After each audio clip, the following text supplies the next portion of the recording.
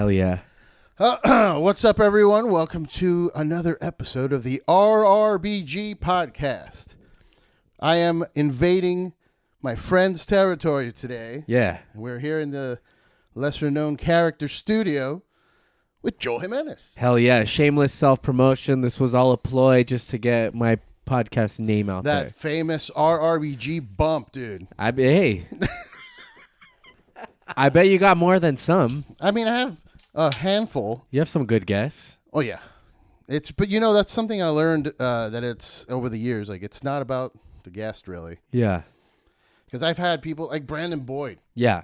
On the show. Yeah. And, like, I mean, that should have at least 10,000 views. Yeah. Like, day one. And it just took forever. Like, that's interesting. 100, 200. I'm like, it's Brandon Boyd from Incubus. And it's not like I was, like, goofing the whole interview. You know what I mean? Yeah. We had a cool talk, I thought. Yeah. But, yeah, no, it's not about the guest. I didn't know you interviewed him. Yeah, dude. Which proves your point. I guess it doesn't matter. Exactly. I'm starting to think I might be the most famous guest you've ever had. Oh, 100%. Yeah. Yeah. But it's just, it's about the fucking wording that you put in the description of the video. Yeah, it's all to feed the algorithm. Like, I had to start switching the titles now for the episodes, and now it's like, it used to just be like episode 300, whatever, name of the guest, and where they're from. Like, yeah. You know. Yeah. And I started doing just like, Joel takes a shit on the couch. And then 1 million views. But people are like, oh, what? And then they click in for that. Yeah, by the way, You're going to shit on the couch? No, you promised me you wouldn't say what happened before we rolled. Oh, my bad. Yeah. I didn't shit the couch. Yet. Yeah, yet. We'll see. There. We'll get there. We got to have the title for the episode. Stay tuned. Maybe I do. We got to get past those first 10 minutes. So, as I pointed out, we're in your house here, basically. Not your house, but, in the lesser-known characters. Let's just start the myth that I live here. I mean, there's a lot of pillows. Yeah. And some records. Yeah. And pictures of Joel's girlfriend. Yeah. I don't know. What's you living here? I'm living here. Okay. Sorry, I cut you off. Go ahead. No, it's fine. I haven't been on someone's podcast in a while. I forgot how to do it. Oh. So, yeah, that is an odd feeling. Because I have guested a couple times, and it's always like I want to take charge of the conversation. I love that. See, I've done too many where the people are... No one in particular, but I've done a lot where the host is bad, and I have this internal pressure to, like, control the show, and I almost have, at times, had to steer the ship and stuff like that, and... Yeah, I don't feel that way with you. Thank you. At least yet. Let's see what you got. I did smoke a little bit earlier today. It is Saturday. Typically, that's my day of drugging. Yeah. Drinking and drugging. I don't do it during the week. How many cigarettes? I'm kidding. You said smoking. Do you smoke cigarettes? I used to. Yeah. When I was younger. Yeah. Like a pack a day. Damn. Yeah. I did like a pack every 2 days. Wow. I was like 17 and in AA, and I just AA started doing that. Yeah. I hear that a lot, that AA leads to cigarettes. Yeah, they tell you. I mean, I remember having like a full-blown panic attack one day and like crying to my mom. I was like, I don't want to be like addicted to cigarettes. And then she's like, you're going to be fine. It never stuck. I never liked the taste of a cigarette. And I was like, this is weird. Aren't we just like changing addictions here? But then this guy in AA said, yeah, but I've never like broken into someone's car to steal a pack of cigarettes or to steal money for a pack of cigarettes. So that's true. Yeah. Well, that just means he's never struggled. Yeah, that's true. You know what does look good, though? Every time I watch a movie and there's like a prisoner or a soldier and someone hands them a cigarette and it's like they haven't had one in months, it looks so good. It could be a fucking like a steak or something. It's like it looks decadent. Yeah, dude. I haven't bought a pack of cigarettes in years, but every once in a while, somebody will give me a pack. Yeah. Wow. People give me shit. Yeah. And then that pack will last like 2 months. Where I'll have one at the Comedy Store at like midnight, or one where it's getting late. And I'm like, I need something to wake me up a little bit. Yeah. I'll have one. Are you a cigar guy at all? Yes. Yeah, I love those too. That was my first logo. Was my stupid fat face with a cigar. Huh. Yeah. And then people were giving me cigars, so that was cool. That's cool. I think I might remember seeing something. It was like an orange. Apparently, I say orange weird. Really? Like New York. It's You one of say the I say orange. Orange. It's one of the few things that stuck from New Jersey and New York. Wow. Yeah. You live there? Born. Wow. Look at me taking over this podcast already. Please do it. No, Jersey City. Okay. And moved here when I was 15 because my dad got arrested and shit got crazy. Yeah. Hey, No, not here. Sorry. What am I talking about? I moved to Miami. Sorry. Yeah. That was 25 years, and now I'm here. Yeah. Fuck yeah. Yeah. How about how you've been you've LA forever? Yeah. Yeah. I've been here my whole life. When I did theater, I lived theater. Yeah, I was like a professional theater guy for a while. Boy. Yeah. You don't seem the type. I know. I did not know that. I wanted to be like a child actor. I was really into act, which thank God I dodged a bullet. Molested? I dodged a bullet there. Yeah, well, I tried multiple times. I was an altar boy, child actor. Cutting it close. Never happened, and people wonder why I'm insecure. Never happened. That's where it's not even the predators wanted me. It's the reverse side of that trauma. Like you didn't get raped, but yeah, the dejection. That's the bad part. Yeah, that's my trauma now is feeling unwanted. Did you always get picked last at sports? Fuck yeah. Yeah. Yeah. No, you look athletic. I mean, I don't think you were never like a chunky boy, were you? No, I just wasn't into it. I didn't I liked soccer a lot. I was good at that. I remember playing indoor soccer one time at the park. Like they tapped me to come in. I scored a goal within the first 2 minutes I was in. And then I was just awful the rest of I think it was luck. But I scored a basket on my own team once. I thought I really thought I had a curse on me for a long time because I couldn't make a basket to save my life. Oh boy. Yeah. I mean, it's all mental, right? Yeah. I think. Yeah, everything's mental. That brings me to another point. I had a buddy growing up. I would tell, one of these mind over matter guys, and I'd be depressed or sad, and he'd be like, dude, it's all in your mind. And then I'm like, yeah, your brain controls everything. So everything is in your mind. Yeah, it's all in your mind. Like, I know. Yeah. Guess how my hands move? I'm well aware. My brain does it. Yeah, so let me ask you then. So since we're kind of talking about that, where does your we were joking about being the denial of getting raped. Where does that sadness come from for you? Like, were your parents divorced? No, I oh God, I just got into therapy again. So I'm starting to what I realized when I went to my first one was that a lot of the things that we're just kind of like, it wasn't that bad. Other people are like, holy shit, that's not normal. And I kind of cultures, man. downplay stuff, and it doesn't seem that crazy to me until you hear what you just said through someone else's eyes. That makes no sense. Hearing through someone's eyes. You see the reaction of what you said. Yeah, you see them sort of sit up, and you're like, damn. I've thought this every day my whole life. I didn't, it just becomes normal, I guess. I noticed you think that the human mind at a certain point, enough suffering happens to where you make a change or you do something, or it would be enough to sort of break the camel's back. But then what I realize is the human ability for suffering is pretty high, and then that just becomes the new normal. And then you can put suffering on top of that, and then you can really just stack bad things. It doesn't necessarily, not for everyone does it break you and go I gotta change this. Even though I think it finally did for me. I had a conscious sort of I don't want to be 40 and still feeling like this. Right. That's why. Is that why you stopped drinking? Yes. Okay. Yeah, it wasn't cute anymore. It was fun, and I was really into the fucking rock and roll shit of the punk sort of anarchy kind of let's get wild and fuck shit up thing. And then the older you get, you start to look at yourself and feel those feelings, and you're like, this isn't fun anymore. I don't want to be that messy 50-year-old. And it just starts to affect, the older you get, the more responsibilities you have, and the more it starts to affect your ability to take care of those responsibilities. And I'm really grateful for the moment of clarity to look at it objectively and be like, I need to do something about this. Because I think some people, they just live like that forever. They don't ever have like that moment, or they can't get out of it. I don't know. It remains to be seen if I can escape this. But what you're saying is that you're a poser. No, I'm just kidding. No, I'm a poser. I'm a pussy. I'm gay.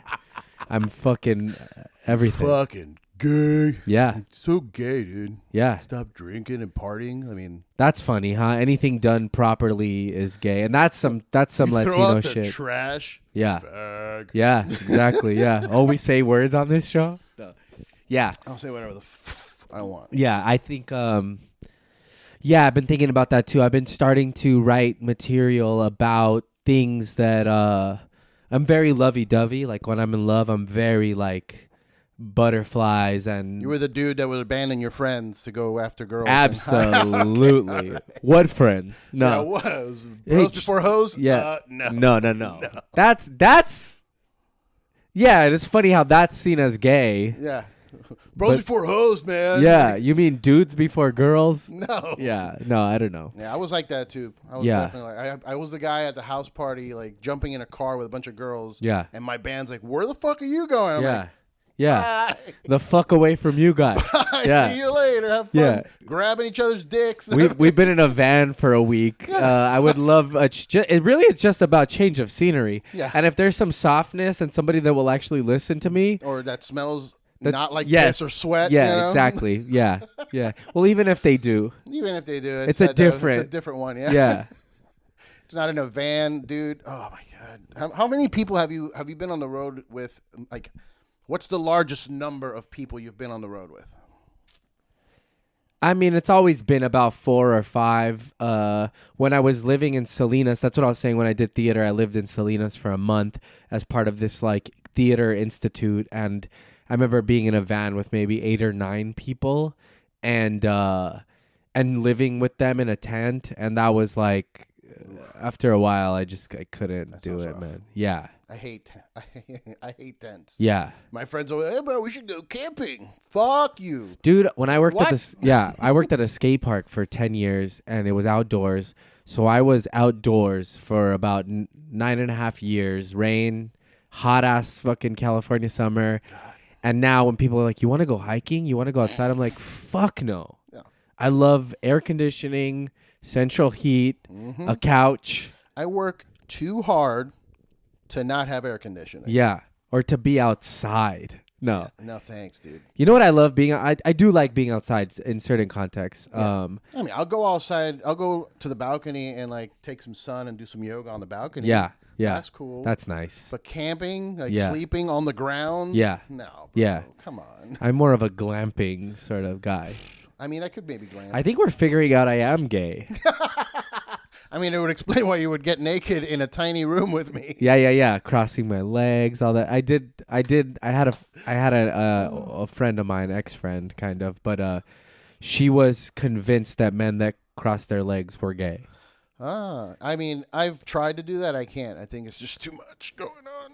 Yeah, that's interesting. You got thick thighs. Yeah, I got big, thick thighs. Yeah, because people know some stuff about me anatomically, and I still he can has sit a like huge this. penis. I can still sit like this. That's interesting. I mean, does it go It's under stuck. the ass? Yeah, it's under. Down? It's resting right here. So For me, it's becoming more of a balls issue lately. yeah, I'm 42 now. Yeah. And brother. Yeah.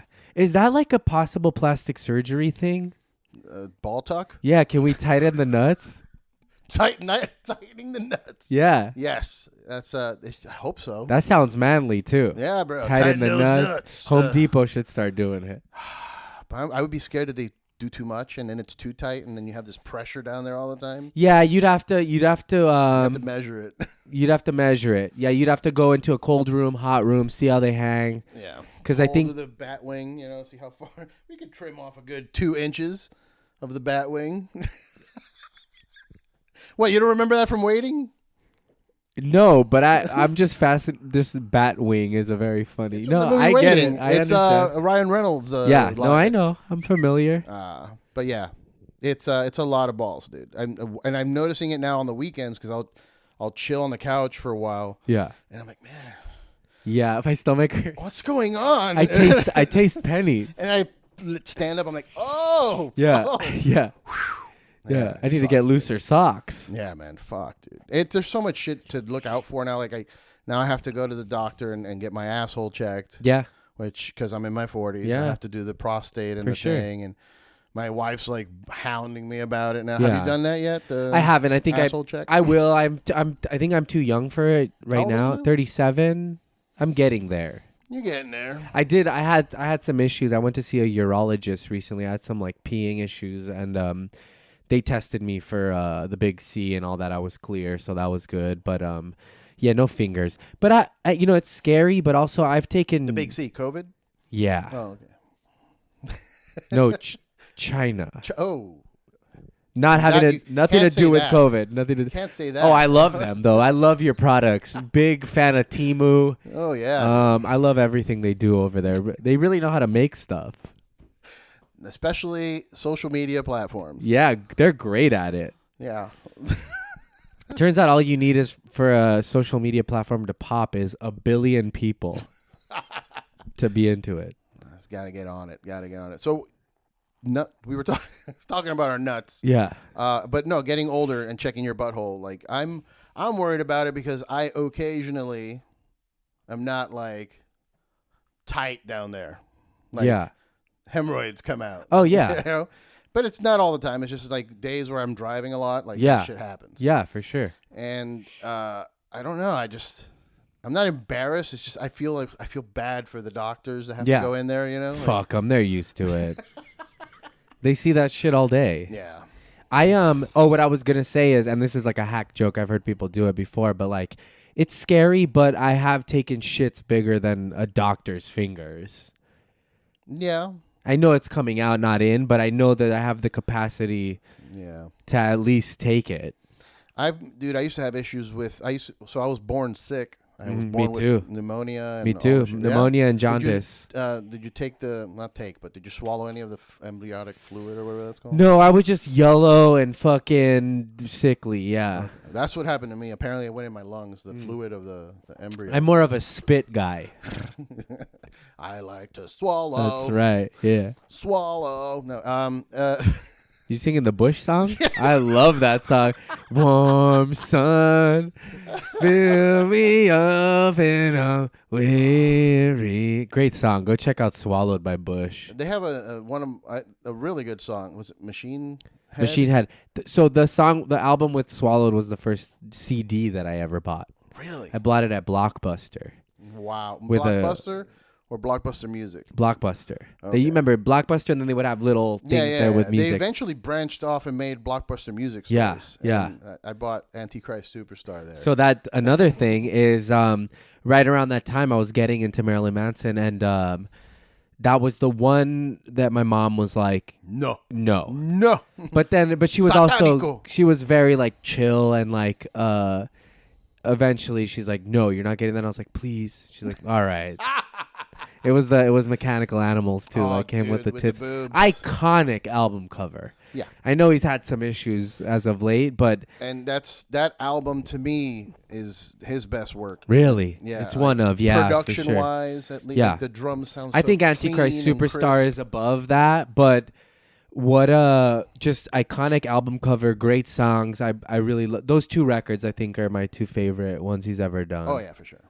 Yeah. Mechanical Animals landed at a good time too for me because I was in a breakup, and there's a lot of sad songs. on that Yeah, for album. sure. And I was going to night school for like I needed some credits for art, like anything, and I Yeah. picked art. They let me do Cool, art. fuck yeah. So I was going to another school at night just to paint, That's awesome. and I would just pop in that album Yeah. and fucking paint. Oh, that's cry 'cause great. I fucking break Are you a up. good artist? Do you like, or not good, but do you enjoy it? Have you done like, you know? I've done, it's like patches of my life. Yeah, Where like same. I'll go in and I'll go in. Yeah. And then I'll paint and do some couple, drawings. I'm good with charcoal. Cool. I'm good That's a with- hard one. Yeah, I'm good with that. messy. A lot. That's why I'm good at it. Yeah. I'm a messy person. Gotcha. Okay. So I get. I'm You all embrace the mess. blackface by the end of it. Yeah. But, Yeah. See, that's interesting because I'm blackface when I start. No, nice. Yeah. Yes. Especially going out in public. That's my favorite thing to do. Yeah. how People about seem you? to Do hate it. you draw? Yeah, I think I've always been into it. I think I'm okay at it. I have a certain style. I don't think I've ever done enough work to develop like a body of work to like really realize what my thing is, like my style is.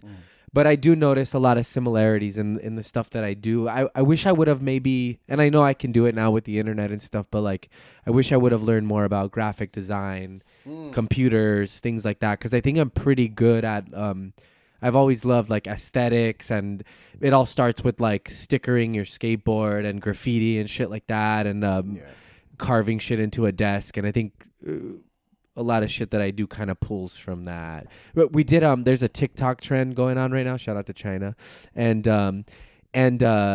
where couples are like painting each other. Oh yeah, my wife wants to do that. that. Me and my girlfriend did it the other night, and it was very fun. And I was like stoked on mine. I was like, this is pretty good actually. And then when she showed me hers, I remembered her father is a professional painter. Oh shit. And it was like, I thought mine was good till I saw hers, and I was like, oh, I'm a fucking not good at this. Not good. But it was really fun. You ever been to Dollar King? The dollar store? There's a dollar store, but it's called Dollar King. No, it's really the great. Tree, but not the King. No, there's one. The King is the best one. There's 2 in Glendale, 1 in Burbank. No, and then 1 in Eagle Rock. But they're awesome, and they have dope canvases for like $1.99, like real canvases, a lot of acrylic paints, paintbrushes, a lot of cool art shit in there. So it's okay. So if you ever get for the fucking if you ever stores. get the hankering to paint, that's a good place to go. That's another issue that I have with art. I think it's like become this hoity-toity sort of like only certain people can do it, and I think it's really I'm more for things that sort of inspire anyone to do it, because I think it really should be for everybody. Yeah. But I mean, look, it's not to. I agree with you. It's too expensive. Yeah. Like when I go to the like Blick or Pearl or whatever, any of those art stores, I always want to buy more shit, but it's too much. It's a lot. Yeah. But I also think it's on me. People have been making art without these fancy fucking supplies for years. Yeah. So it's on me to figure out how to be Cuban about it. Yeah. Yeah. Figure out how, okay, I'm going to paint. I'm not going to buy the paint, but I'll find fucking shoe polish. Yeah. Whatever the fuck I can get my hands on. Yeah. And we'll do something. You mentioned graphic design. I spent like 15 years doing that shit. Really? Working for with a company? my buddy Jay is like one of my oldest friends. He like got me into it, and then he was working with a company, and they like, oh, you should hire my boy. He's learning, and then I did that with them for a while. Just bullshit stuff like supermarket signs. You just design it in AutoCAD, and then they take that and they make the sign. Yeah. So we did that for a while, and then he started his own company, so I started working with him. But I was going through it. Like I had broken up with my ex and lost. I couldn't afford my apartment anymore. So I was kind of homeless. Yeah. So I ended up moving in with my bass player in a trailer, dude. Oof. In a trailer park. And the worst part of that is moving in with a bass player. Dude. No. And if you knew my bass player. Yeah. Sorry, Rue, I love you. No, I'm just kidding. Yeah. But no, it's just it was, it's like, fuck, I'm in a trailer park. This was in Florida? In Florida. And this was like in the Redlands, like South Florida. Yeah. Like, where it starts getting white. Like, yeah. We got past the Cubans. Yeah, white people with dreadlocks and gold teeth. Ooh, buddy. There was a bar down there. I forget what it was called. I think it was just like the Redland Tavern or something. But every Wednesday night they had Big Dick and the Extenders performing. Hell yeah.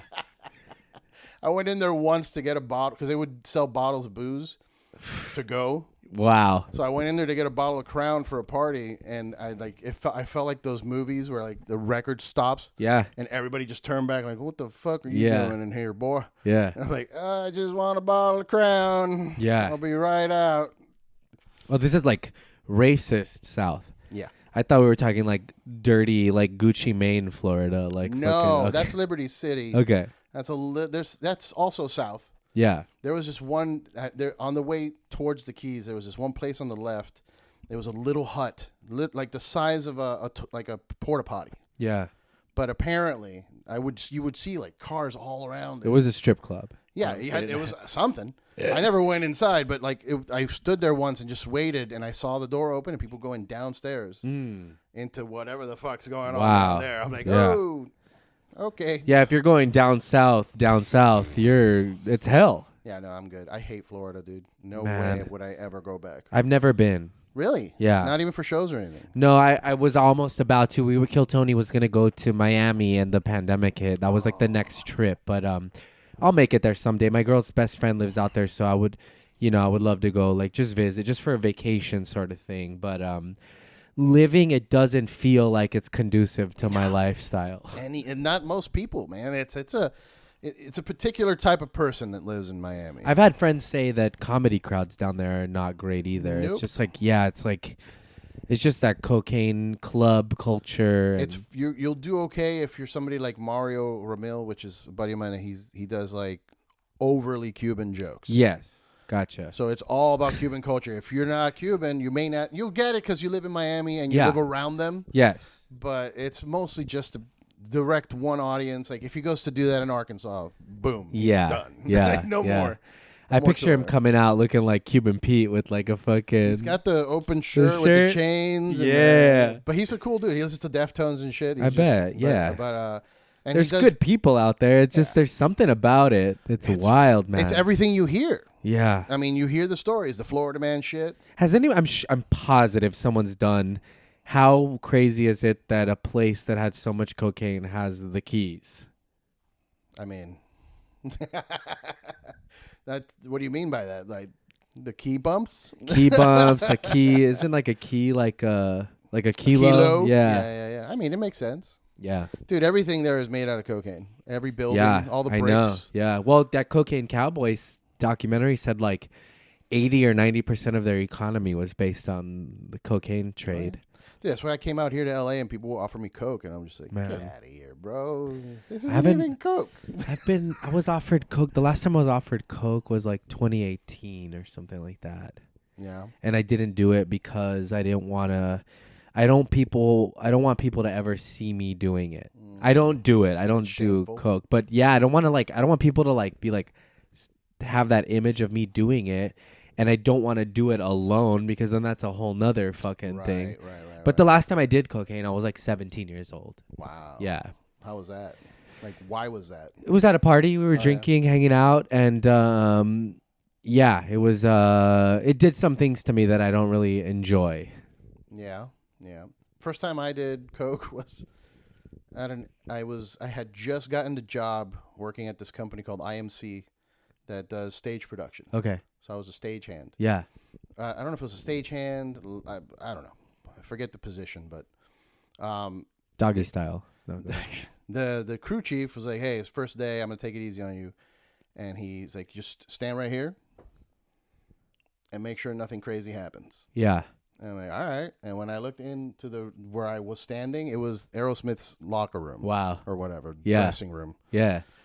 And I look over to the right, and it was a sign on the door that said Lenny Kravitz's fucking whatever. I was like, what the fuck is going on? Wow. So I just stood there, and there was people coming in and out, and I was just keeping an eye. And then someone came over and gave me a thing, and I'm like, what's this? They're like, just go for it. I'm like, I do have work till 4 a.m. Yeah. I'm like, all right, and fucking just, and then after that, it became a problem. Yeah, I bet. It became a real fucking problem. Have you seen Lenny Kravitz lately? No. He looks great. He looks great? He's fucking ripped. Is he hotter than before? I think so. Yeah. I met him once at a snake shop in Miami. That's amazing.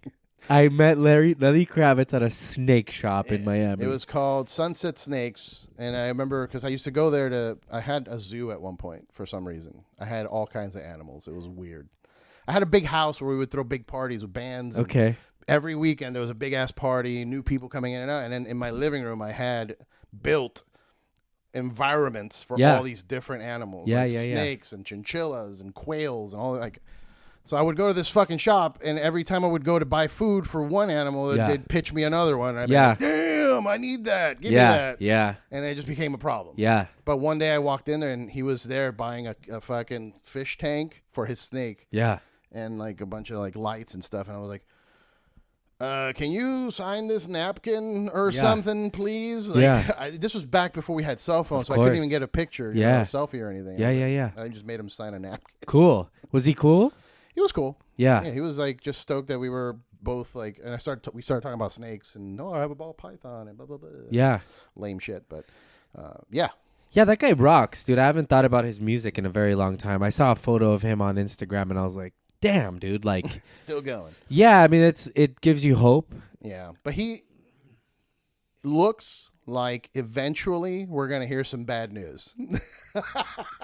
It's very possible.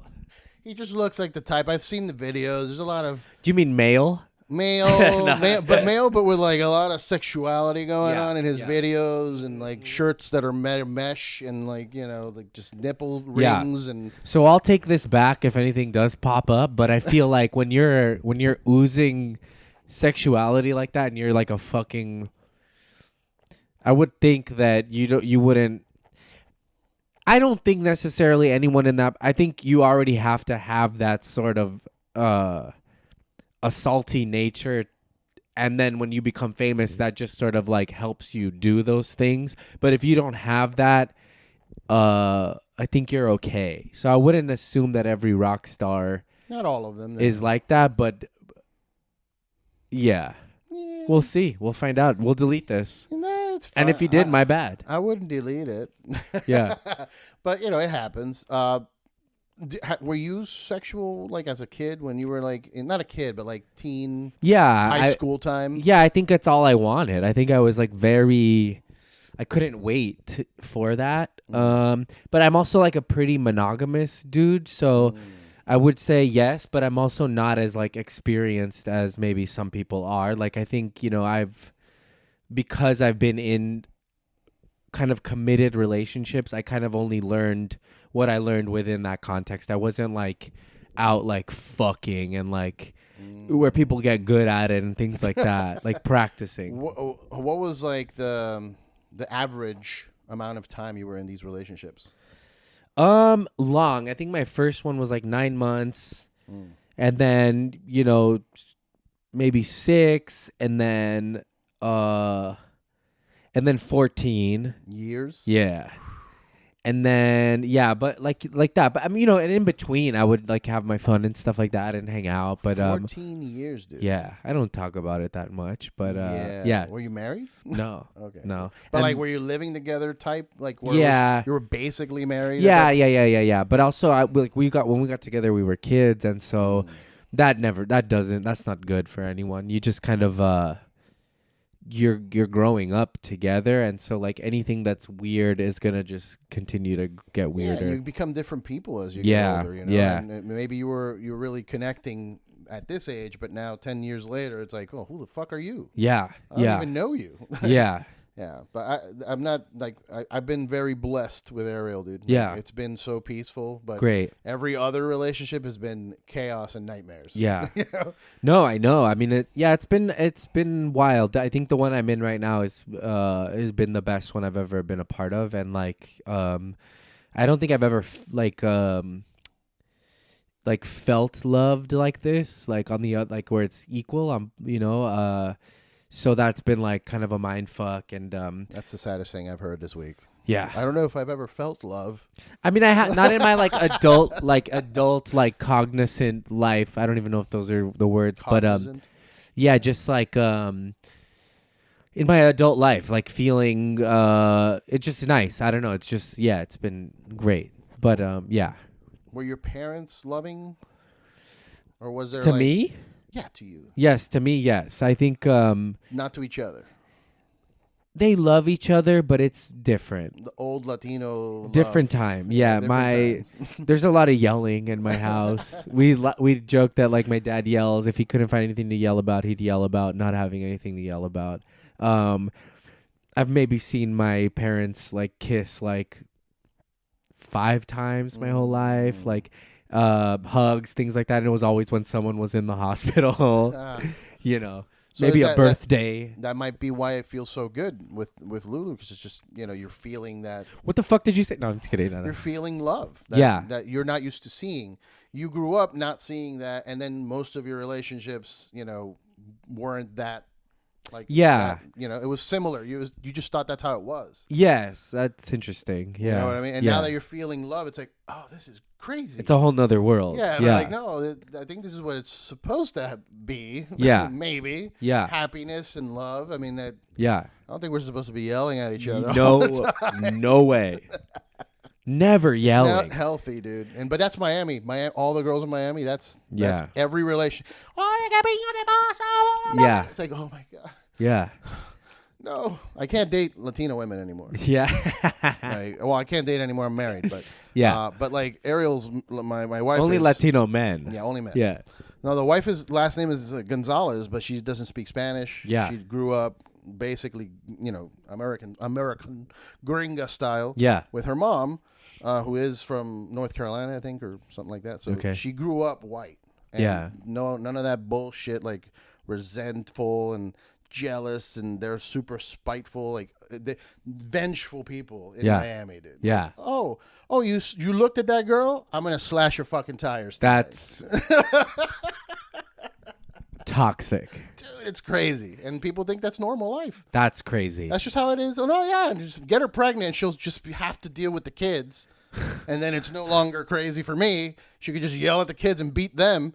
And I'll go and cheat on her. Yeah. That's Miami life. That's fucking nuts. That's a lot of people, though. I mean, that's even out here. That's like a weird, just people not dealing with their shit. And I just see it like, why add more stressful thing? Like, life is pretty stressful. Yeah. Especially in what you're doing. Yeah. What we're doing. Like, it's a stressful life. Why add? Yeah. Why add drama? Yeah. And I try to explain that to my wife. Like, I will never cheat on you because it is too much work. Dude, I'm such a panicky guy. Like, the stress of like, it would eat me alive. Just keeping this, like, it make would sure I don't eat mention me it. Check your alive, phone. dude. Yeah, fuck that. Yeah. There's this great comic at the store. He has a joke. What's his It's Owen Smith, great comic, but he does this joke about how many friends he's lost to like cheating and stuff, or like the friends, like I might be putting two bits together, but just like they'll be in a car and then they'll be turning on a street. And he's like, "What street is this? Sunset? I can't go down Sunset." Like like just that whole fucking thing. But some people enjoy the game of it all, but do they? I mean, it's a little masochist. People are masochists. People are getting beat. Dudes. You know that game where like you turn the timer and it's clicking and you have to put all the shapes in the thing before it pops? Yeah. That's too much for me. That's now as an adult analyzing that, it does seem like an anxiety game. Mm-hmm.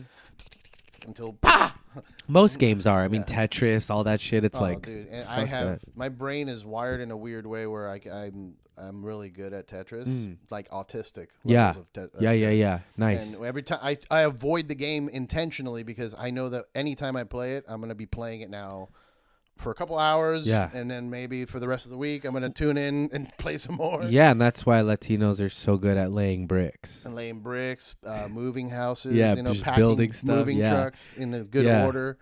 Yeah, vans. A lot of vans.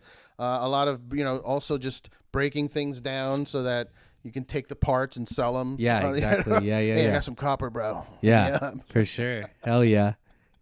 I mean, I gotta give him props. I don't like Cubans. I'm Cuban. Yeah. I don't like our people. It's too much. It's too loud. It's too obnoxious. What is that? Where do you think that comes from? Communism? Communism? Yeah. Growing up in fucking communism, growing up with nothing. Like, they're like, oh, we can state our opinions now. Let me fucking yell it from the rooftop. Well, here's the thing. Like, when you're a kid in Cuba, and I witnessed it happen. I was there when I was like 14, and there's no cell phones or phones. Yeah. But your kid is now at his friend's house, which is like a block away, and the mom would literally,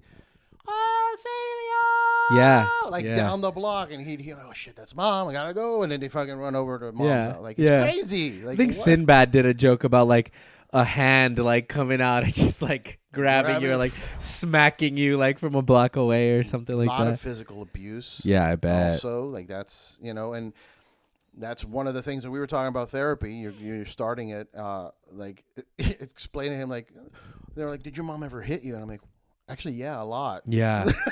Yeah. He's like, why? Is that a problem? Like, that she hit me? Because I thought that was normal. He's like, Man. no, dude. Yeah. Like, your mom used to beat the shit out. My mom broke my nose with a roll of paper towels. So that's the thing. Wow. What do they call it? Chi, like the energy that had to move from that came from the ground up, like the earth to the legs, to the knees, to the hips, and then to a soft item. To a paper towel. Yeah. She broke your nose. nose with one of the softest items. That's I so mean, much paper power. towel companies brag about how soft their product is. Yeah, man. Yeah. So, been discovering a lot. In there. Yeah, that's interesting because a lot of my friends that got hit, they didn't just get like spanked, they got beat violently. Yeah. My mom, I remember once my grandmother choked me by mistake.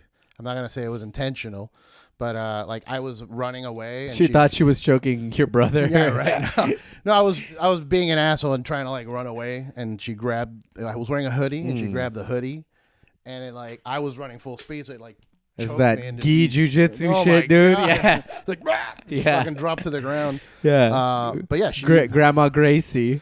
I've had a pointy heel thrown in Damn. my ass to Yeah. the point where it caused a hole in my ass. Wow. Like it went in, it pierced. Damn. Yeah. So, just, but I thought that was normal. And there's that Of energy course. where we were asking, where does that come from? And you know what? It's that crazy Sadly, shit. it is kind of normal. It is. It's not right. In Latino culture, especially. Yeah. White people don't really beat their kids all that much anymore. I don't know. I wonder. I mean, I feel like there's some like in the South, Oh, like yeah. I think Alabama. I think it's a poor thing. I think it's like socioeconomic. You're angry at how poor you are, so you take it yeah, out on your kids. and you don't have the tools, and you think everything that's not that is gay or wrong or like and I'm sure you can find justification for it in the Bible somewhere, but yeah, that's a crazy one. I never got like beat. My parents never hit me. I got a couple good pinches. I have some memories of getting pinched in Target when I was acting up a little bit. But yeah, I wanted to. I remember going over to friends' houses and like they're like the friend going to the other room and hearing like the violence, like getting like punched, and then coming back. Like I'd be kicking it with their brother while they were getting beat. They'd come back in like obviously had just been bawling, and I was like, I think I'm gonna go now. Like they really ruined the hang. Yeah, the vibe is off. Yeah, then you have to like go. leave the room and like see the parents, and they're just kind of chilling now, but they know why you're leaving. It was crazy. That's weird, man. Well, I mean, good for you not getting beat, because there's a lot of it's very common in the Latino culture. Yeah, So- I think my mind beat me up enough to. I don't know. Yeah, there's that. So therapy's going okay. Like you I just had one thing. okay. One sort of meeting, but I'm excited to see if I can clear any of this stuff up. Yeah. We'll see. Yeah, I'm for it. I think it's great. I think I like, I started crying in the session because of the joy that I had from just having access to therapy, having my insurance cover that, and I felt very like grateful to be in a position to even like figure this stuff out, because I know some people aren't. Yeah. And that felt real good to me. That's good, man. That's good. It's getting there is tough. Getting the money to do it, or just finding the right person. Yeah. The right circumstances. It's already tough just to get there. For me, it was a little extra tough too, because I never believed in it. Yeah. And I'm still not convinced. Yeah. I'm not 100% convinced. But it helps. It definitely helps to be able to talk to someone. Yeah. And get it out. I think the science is there that it does work, but it's, we podcast too, so that's a form of therapy sometimes. Yeah, that's the other thing though. I think I was like, there's only so much that podcasting, stand up, and jiu-jitsu can fix, and I know it's not a substitute for actual like medical help. I think that is a thing mostly among males, where like there's memes about it. Like men will literally become president of the United States instead of going to therapy or whatever it is, Yeah. That was the thing. I mean, for me, it was like I was fucked up from like 4th grade through the 9th. But when I started skateboarding and playing drums, I was sort of healed for a while, because I found a place to like put that. energy.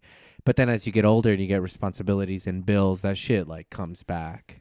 What if you don't want to talk about it? That's fine. But like 4th grade to 9th, like what was going on in that? I think the easiest way I can I just started having panic attacks, and so I was diagnosed with panic disorder and clinical depression, and like there are times where it does feel like a physical, mental, an imbalance of some sort. It feels more sort of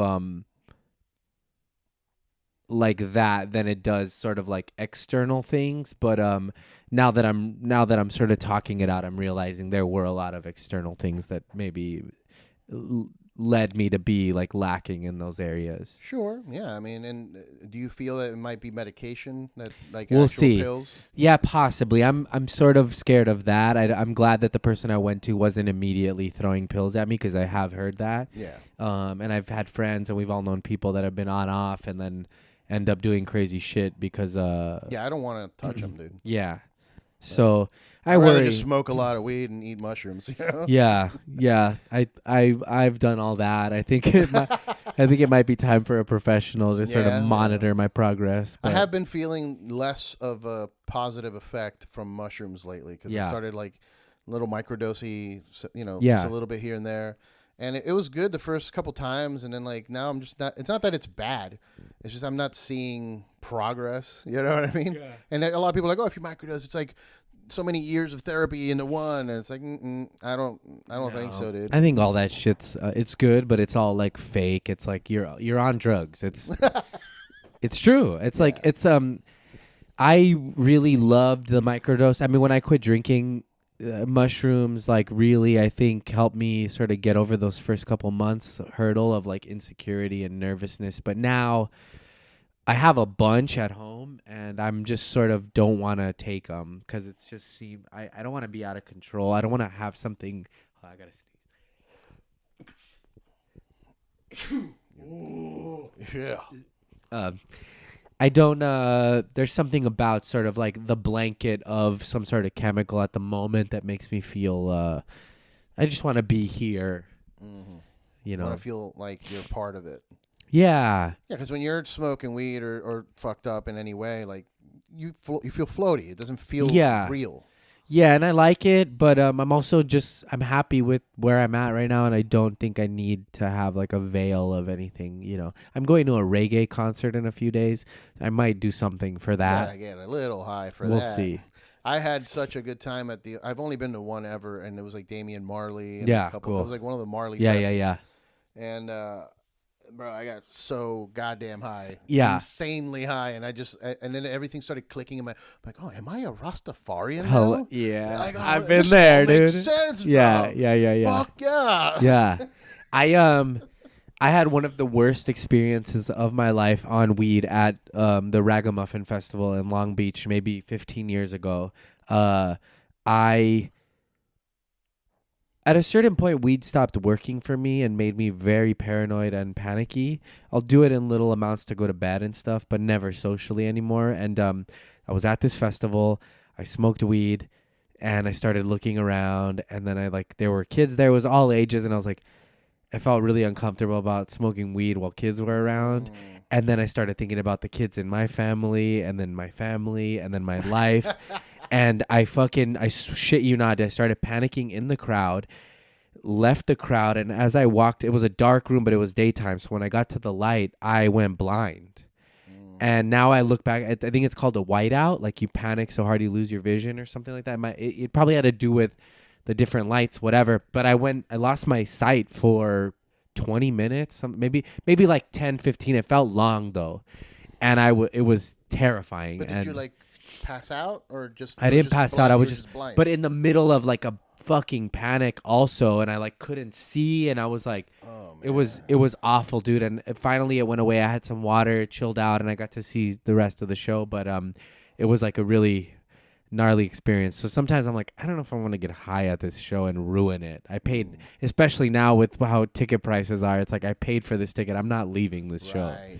When I saw Tool, I was like, oh, mushrooms might be nice for this, but I was like, I'm not ruining this. Yeah, that's something I've been doing lately too. I used to. That was it was like mandatory that I get fucked up for a concert. Mm-hmm. Now I'm trying to like, you know what? Let me just, because I've realized that afterwards I don't remember the show. Mm-hmm. And then I have to like depend on, did I record any pieces Yeah, of it? fuck all that. And I'm like, oh yeah, that was awesome. I wish I was present for that. Yeah. You know what I mean? Yeah. So I've been doing, like Tool, I was sober. I think I had one beer Yeah. while I was sitting there, and you know me, one beer is nothing. Yeah, for sure. But yeah, it makes a lot of sense, dude. As I'm getting older, I'm trying to measure all these different things because I like what real life feels like. Yeah. You know, it feels refreshing because of all these years of being fucked up all the time. Yeah, for sure. But I don't think I'll ever be like sober or anything like that. Yeah. Like, because I don't really consider it a problem. Like, I'm not a problem drinker. Like, Yeah. I'm not beating my wife. I don't get angry. I'm not blacking out anywhere. Like, I'll have a couple beers. I think you're also like a flavor guy, like because of the world you're in, sort of making beers and things like that. I think you enjoy it at that level. I was clearly covering up some shit. I was like, now I notice in moments where my anxiety's sky high that in the past I'd walk into a room, I'd get that double vodka soda. Now I'm chill. Yeah. And now I walk into a room and I got to kind of reckon with that uncomfortability and kind of like, it sucks. It's not fun, but I know that like the next day I won't feel awful. Yeah. But I don't know. Whatever. Who knows? That's important. That becomes more important the older we get to. We start considering the next day. Yeah. The hangovers get a little harder. My hangovers were dark. It was more than just the physical sort of sickness. It was like dark depression. Mentally. Yeah, bad, dude. Like. Yeah. Yeah, pretty scary. Shit. But okay, so, and I'm not to put you in that frame of mind because that's a shitty place. Yeah. But, what would go through your mind when you were hitting depression? Was it like mortality, death? Was it like thinking about loneliness? It was everything. It was all of it, and it would like morph from one image to another. And there were moments I'd have like the air conditioning on and the heater at the same time, and lay down and then get up, and then I'm sweating, and then I'm walking around the house and calling friends, and then friends getting sick of it, understandably so, and being like, Joel, like, you know what you need to do, you got to do it. And eventually then you just find another friend, then you bother them till they've had it, and then the next, and then like going to the hospital with panic attacks and things like that. And it was just irrational worst outcome thinking. Interesting. And you've noticed a significant change after Absolutely drinking. Yeah, I'm panicky, but it's I wouldn't say more manageable, but it's less often. I feel like I have a little more strength over those moments than I did. I felt when I was hungover, I was like, I would always think, God, I hope nothing bad happens today because I don't have it in me emotionally to like handle it. Right. So like if my mom were to get sick or something like that, it would be like, it would be unimaginable like to deal with it in those moments. I felt like I was no armor and I was naked and I was sick. So now at least I'm at a 0. Right. And when the shit hits the fan, I can kind of rise to that occasion. But if you're at a -10 and some shit happens, that's just like hellacious. It's a hard climb back up. Yeah, it sucks. Yeah, it's tough. Yeah, man, it's been interesting managing that. I think the pandemic kind of broke it for me. Yeah. Because I was getting let me not blame the pandemic because I was getting depressed. I'd say around 2018, 19, like pretty bad, like dark, you know, self-harm thoughts, all that shit. Yeah. And it was the peak of me. Like I had my car accident too. So I was just kind of like drugged up from painkillers and drinking. Yeah. And that was like a really dark time. But thankfully I feel like I've moved. I still every once in a while get dark, but the self-harm thing is going away. Yeah. Which is good. Yeah. Because that was my biggest concern. I'm like, who knows, man? One day, fuck it.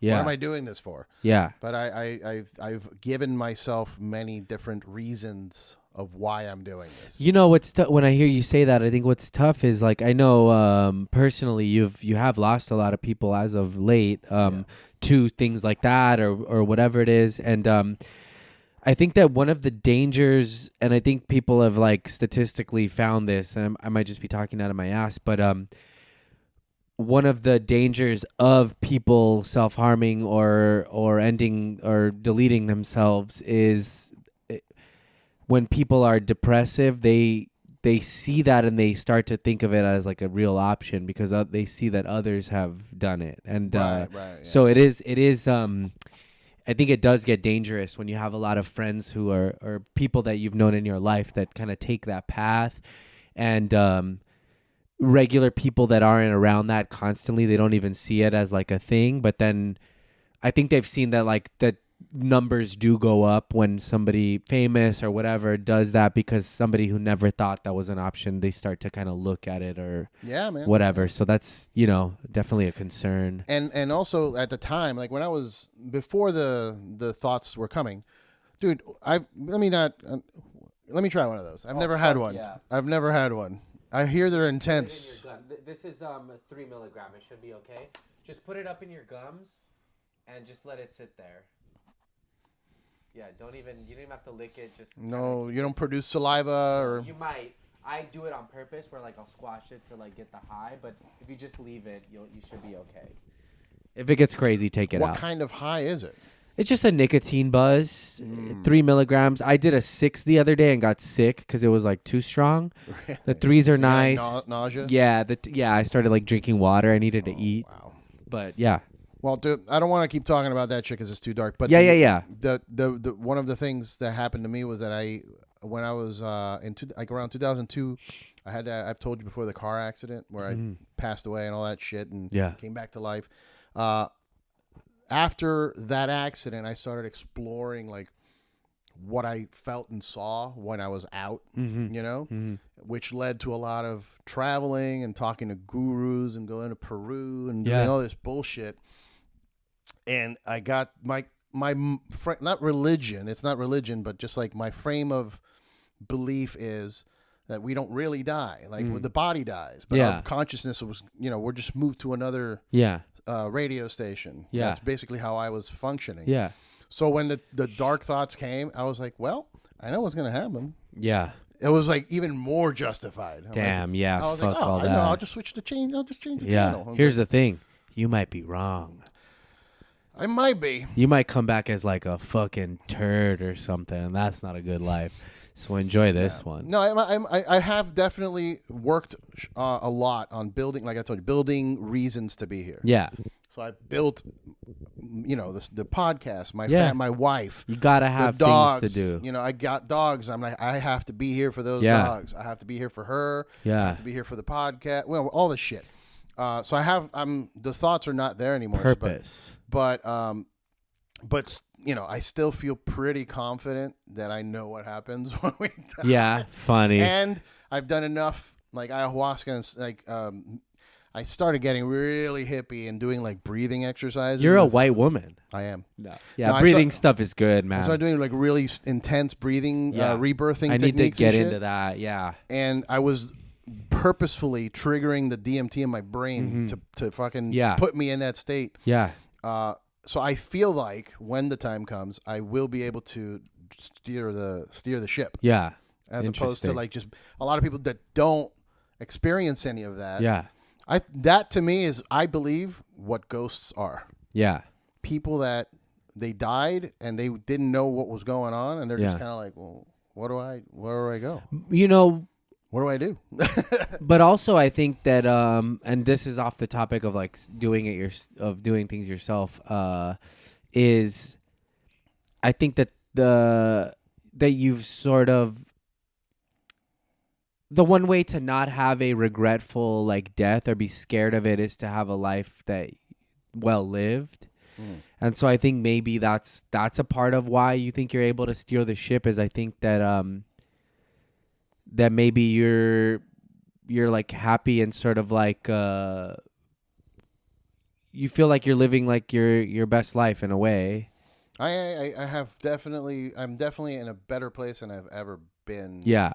And I try to. That's one of the ways that I'm building the self-confidence and the pushing away of those dark feelings. Is by reminding myself, like, dude, shit's great right now. Yeah. Like, We have a place of our own, and my wife and I are on our own. No roommates, which is like a big thing here in LA. Yeah, you have a sick place too. I love your apartment. The place is, it could be bigger, so I can fill it with more garbage. But, Yeah, you know what I mean? yeah. That's why, like, my wife's like, yeah, we need a bigger place. I'm like, for what? So we fill it up with more shit, more Funko Pops, more pops, more toys, more records. Yeah, I just bought 2 fucking records. Your house reminds me of like the house I wanted when I was like little.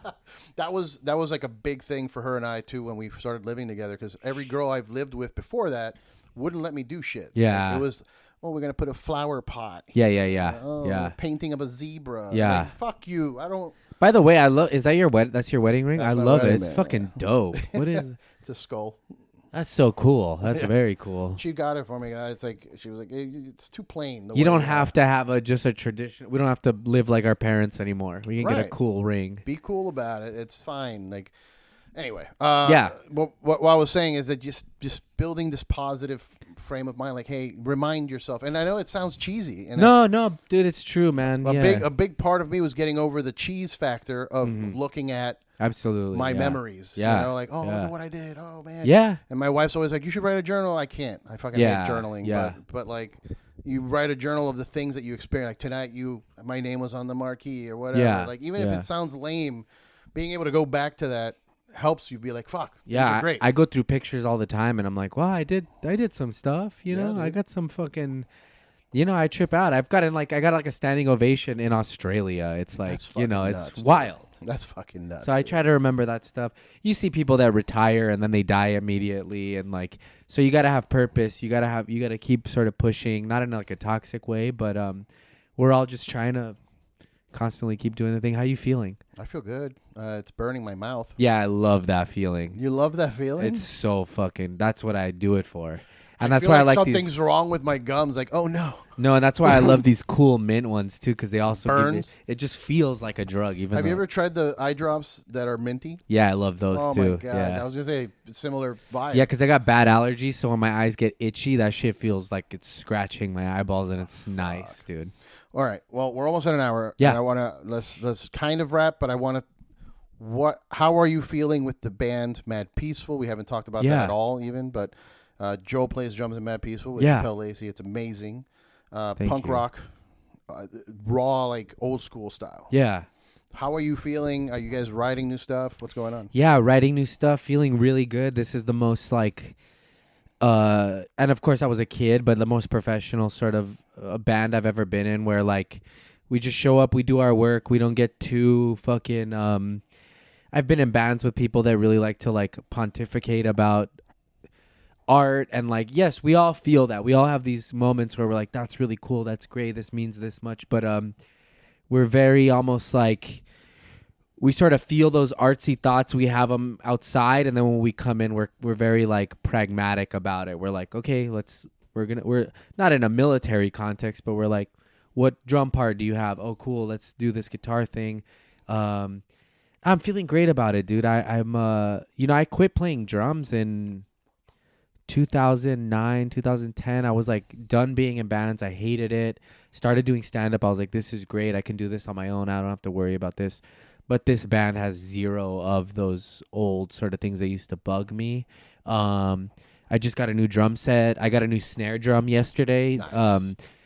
I've wanted a snare drum like this since I was like 14 years old. I finally got it. So just excited about that, like experimenting with sounds. And I think we're in a really interesting place with music because of access to the internet and like being able to share inspirations via text or listening to fucking old music and new stuff and shit that nobody would ever think we were into, like me and Shapel are like into fucking like the Goo Goo Dolls and things like that, and like at our age being like, this is okay, and like you can be into that stuff and still produce a hardcore product. Yeah. And it will still feel like hardcore, but it feels a little different because it's inspired by all these other things. Yeah, dude, I feel really good about it. I'm really looking forward to the next practice we have so I can bring the new snare drum and see what that does to my ears and how that inspires certain grooves and things like that. Been listening to this drum history podcast a lot that I love, and that's really...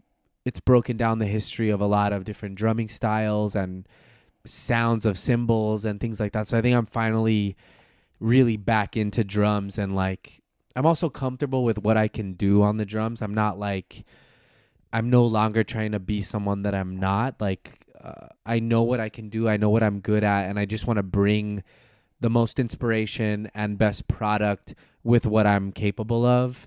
And just, I guess, being comfortable in my skill set, and also the guys like being very them too. They're all like comfortable in what they do, and I think we all fit really well. I think it was very serendipitous that we all ended up together.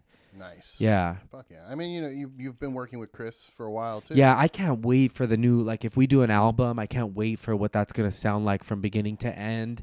And if we do 2 songs or an EP or something, I'm really excited about how every new project we're doing is different than the last and better than the last. And like me and Shapel, we say like, you can't really half-ass hardcore or punk, like, just because it's so physically demanding. Yeah.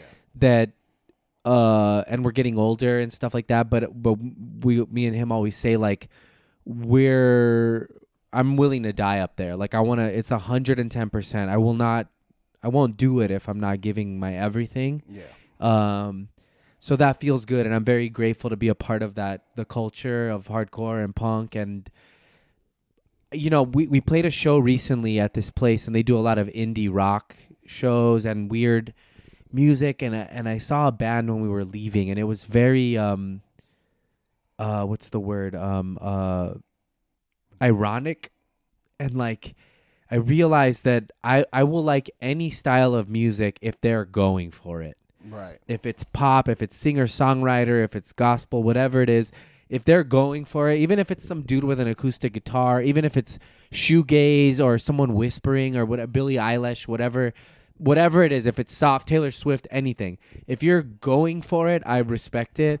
If you're doing this weird, ironic, like detached music, that's what I hate. I don't like cynicism, and I don't like irony if it's not backed by like 110%. It's like how they say you can't play boxing, or Mike Tyson said that, or somebody said that. It's like, if you're playing boxing, get the fuck out of here. Like, yeah, I'm here to knock you out. But also, if you're an awful fighter, if you're bad, but you're willing to put your life on the line to get in there, fucking hats off. That's the shit that I like. I want that like willing to die for the shit spirit. Not even if it's like a literal thing, but I don't like ironic, detached music that is too cool. If you're trying to look, you can look cool, but you better be looking cool after the fact of giving it your all. I think some of these bands are leading with that cool factor, and sure, they're talented and gifted, but like, it's hollow to me, dude. I went to a Paul Simon tribute, and they played the whole Graceland album. They were music students, and it was sonically phenomenal and perfect, but they felt like music students. It was just reading sheet music. It was missing like something. Passion. So passion is passion. I that's my issue with a lot of like super proggy metal. Like Dream Theater. Yeah. Insanely talented. Yeah. Some of the best musicians in the world. Yeah. But I don't feel anything from that music. Yeah. It's more of like, oh, look how crazy his fingers are moving. Yeah. You know what I mean? It's not the passion of like, even if it's simple music, it still has high levels of passion. That's why I like hardcore and punk. Yeah, I bring up the Ramones every time. One of my number one bands. It's like 3 chords throughout their entire career. Some of them reused in different orders, but they were fucking going for it, hard, dude. And that, passion. So to wrap that up, the question about the band, it's like this band and this group of guys and the people that have supported us has absolutely reignited my passion for like diving in and like the music and being excited. I used to get upset, like I still don't love it. People that are like, music's my life, it's all I do, it's like, well, then what the fuck are you writing about? You're making music about music, like go live your life. Like, so it has also in turn made me passionate about life as well. And so like I think it's I really cannot wait for the next couple things we record, man. I don't even know what they are yet, but I'm excited.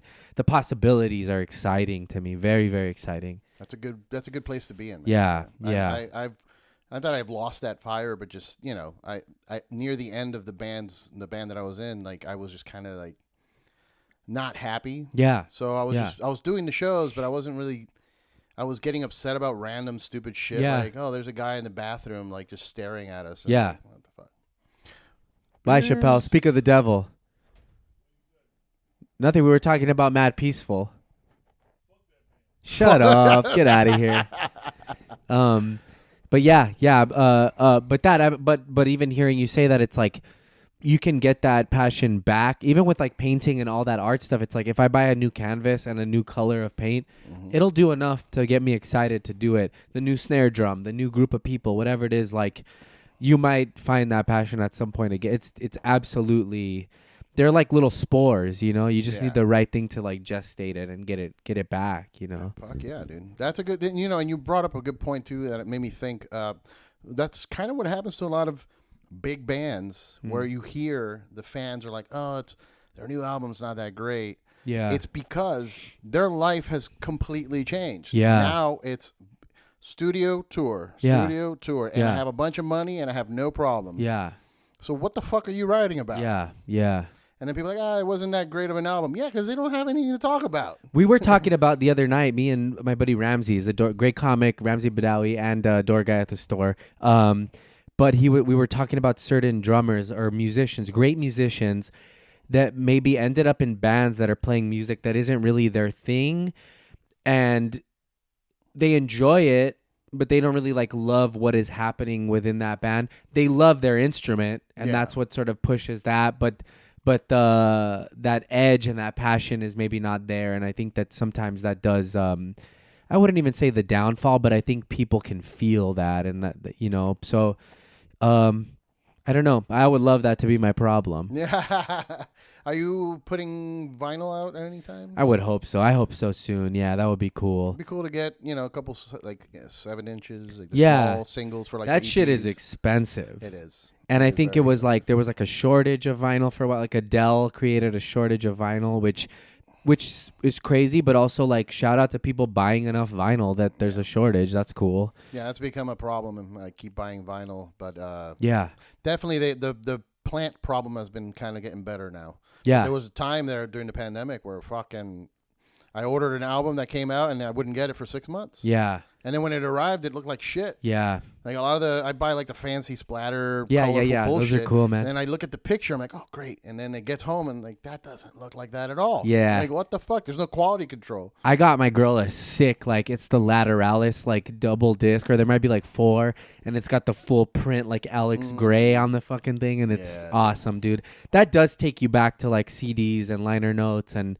all that, and that's the only way I listen to music now, unless I'm in my car. Yeah. At home, I'm not putting on anything on the computer. Yeah. It's like, let's put on a record. Yeah. And then I'll look at the art and, Yeah. That's my one like super nerdy thing about music. Like I want to have that product. Yeah. Because CDs, I'm not going to listen to it. Yeah. I'm going to put it on a shelf. It's going to collect dust. Or the fucking cassette tapes. Yeah. I'm from the 80s, dude. Fuck you and your goddamn cassette tapes. Yeah. All of you. Yeah. Stop it. They suck. Yeah, I had a moment with Nostalgia is cute and all, but God, man, I remember you never had to deal with pulling tape out of a that too. fucking Taping over the hole so you could record over the it. pencil, the fucking rewind, and like fuck that, dude. No. Yeah, that was a lot of my childhood was doing that mixtapes. I mean, I had them. I had a lot of tapes. I had that little fucking briefcase. Yeah. Filled with cassettes. Hell yeah. I had that shit, but I don't want to go back to that. We moved past it. I rather, even though vinyl is older, I rather that. If we're gonna own a physical thing, let it be what I consider to be the ultimate package. It's beautiful. Yeah, it's artwork. It's somebody explained it to me. I didn't understand. I was like, why does vinyl sound better? And they were saying basically vinyl is like it's like the painting, and then a CD is like a picture of that painting. It's the same image, but you're losing some of the like the depth of it. And then when we put that Tool album on with like nice speakers, the drums sound like nothing else, man. You hear things you'd never heard before, little sounds in the background. Like 9 Inch Nails is really good for that. Oh, cool. Hell yeah. There's so much shit back there that layered. I mean, they fucking teach kids in music school now about Trent Reznor. Yeah. That's wild to me. Yeah, it was just because I got this snare. So, and I'll wrap it up real quick, but this company, Orange County Drums, was real big in the 90s, real big in the 2000s. They made those vintage snares. And and I love the sound. Now a lot of sound is getting very like demure, and a lot of it's like very not a lot of resonance in the drums and things like that. Snappy. Yeah, it used to be like and like a lot of like the resonance of the toms. And I know it's like producers don't like overtones. They like to keep it very controlled, and I get it. But a lot of new albums are kind of coming out with like almost too controlled. It almost sounds like if I hit a table, like there's no... Yeah, like a box. Yeah, it's like you hear it, but it's dead right after. Yeah. And but so that snare, I just fell in love with that sound. I know a lot of people hate it, but I love it, and I can't wait to like record with it and kind of... That's my sort of fight against like the way things sound now, I think. But and that's a blanket statement. I'm sure people are doing it, but it reminded me because I was going through OCDP's lineup, and I guess one of the drummers they had was playing Orange County drums, and so I've been listening to records that have those snares on them lately and enjoying that, and so I'm excited about what I'll be able to do with this sound, you know? Yeah, dude. I mean, I know the technology is getting better, and these programs that help you program drums or bass or anything are getting very good, and it's starting to sound really good. But I'm still, and this is, I don't want to get into a conversation about AI, but this is why I don't like AI and why I don't like I want real things. Yeah. And I think you're in a large group of people, and that's why I think we're gonna be okay.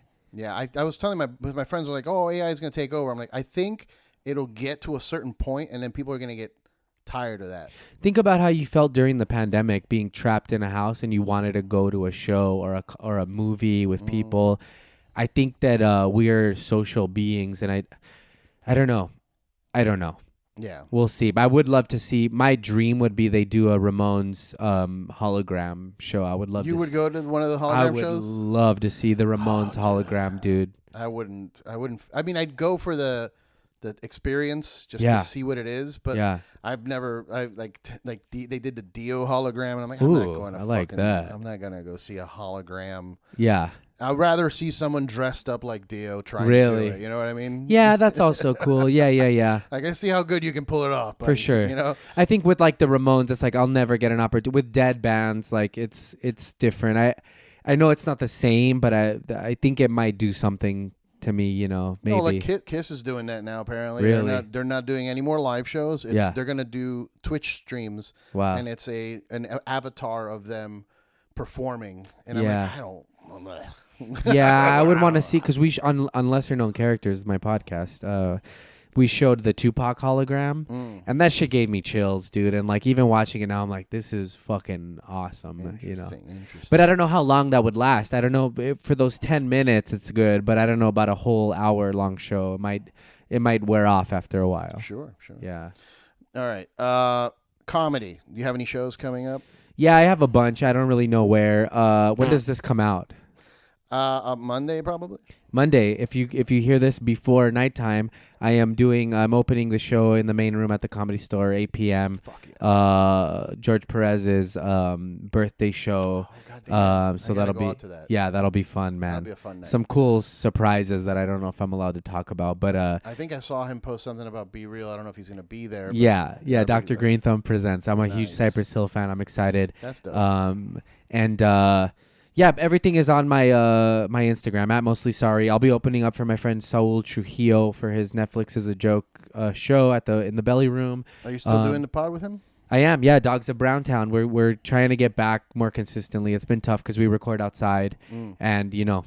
Yeah, it's been raining. Yeah, raining, all that shit, lighting, everything's fucked. But we have a really good team now, and they're very supportive, and we're trying to be more consistent. But yeah, that Lesser Known Characters, Mad Peaceful Band. At Mostly Sorry, I put everything up there. Are you gonna do Mostly Sorry the pod again? Nah. I like being with my dog. I think I don't know. Who knows? Never say never, like Justin Bieber said. But Lesser Known Characters is really cool because I'm a big music fan, and I'm assuming most people watching this, watch this show because I interview musicians. Yeah. So you like music. And they sit and they, you have a guest, and sometimes you don't. But now we do always have a guest. Yeah, our Patreon might go back to the original sort of thing, but you guys have a guest and you talk about music and you go through songs and break it down. Yeah. And, different topics like what song inspired you to be whatever it is you're doing. Yeah. So it's really cool. I really dig it. This is me trying to pitch myself to be on an episode. Yeah. Chappelle left, so we'll Chappelle talk left, about it. fucking Yeah. guy. No, I'd love to have you on at some Dude, point. I mean, of all your guests, I'm just kidding. Yeah. But okay, Mostly Sorry for all the things. Yeah. Check out the band Mad Peaceful. Check out Lesser Known Characters. Check out Lords of Dogtown. Dogs of Browntown. Dogs of Browntown. What the fuck? Yeah. Did I just say? That's where it came from. Okay. Lords of Dogtown was the movie, the Dogtown biopic. All right. Yeah. But yes, please follow, check it out, support my homie, please. It's go to a comedy show, Yeah. go to a fucking Mad Peaceful show, buy some merch. Yeah. Do you have the album? Can you buy it or is it just stream? Yeah. Apple Music, iTunes, all that shit. Spotify, it's everywhere you get your music at. Yeah, I'm feeling that fucking thing you gave me right now. Oh, yeah? Now I'm feeling it. Yeah, I saw you take it out. I'm like, all right. Anyway, thank you guys for watching. We'll see you next time. Yeah.